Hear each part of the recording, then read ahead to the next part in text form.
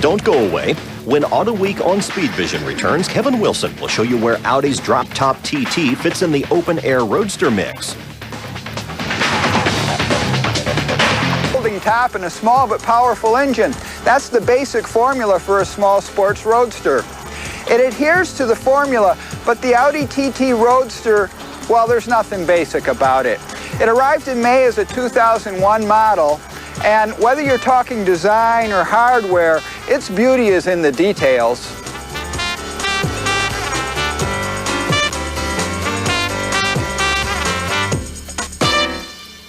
As with the 2+2 coupe that arrived last year, there's a lot going on here, both on the surface and underneath. Only with the Roadster, there's even more style, even more technology than before. The TT's distinguishing characteristic is styling. Sure, the profile's pretty simple, but then the details draw you in. Like the VW Beetle, the TT starts as a visual sensation that leads to a tactile one.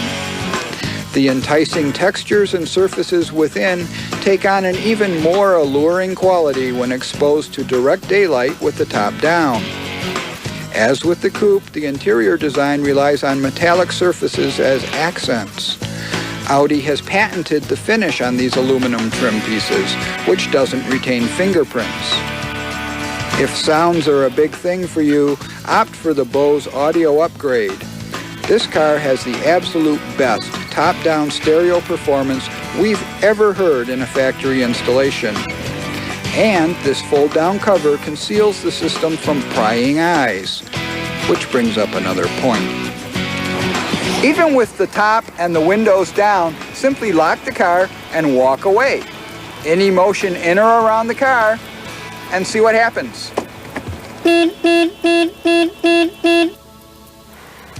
The engineers really aimed it at the sports car purist. Audi doesn't even offer an automatic transmission in the first model year.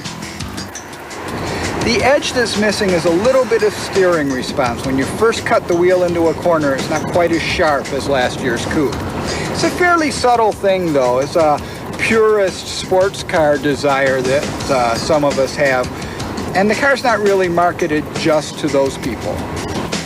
Underneath, to the surprise of some, a lot of the TT's chassis hardware comes from parent company Volkswagen, and it's familiar stuff to the VW buff.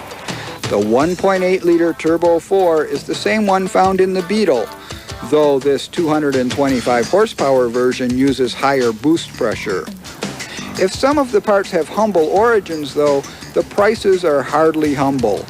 There are two versions of this Roadster, both turbocharged. There's the front drive 180 horsepower model with a 5-speed and a manual folding top, or this 225 horsepower edition with quattro 4-wheel drive, a 6-speed gearbox, and a power top.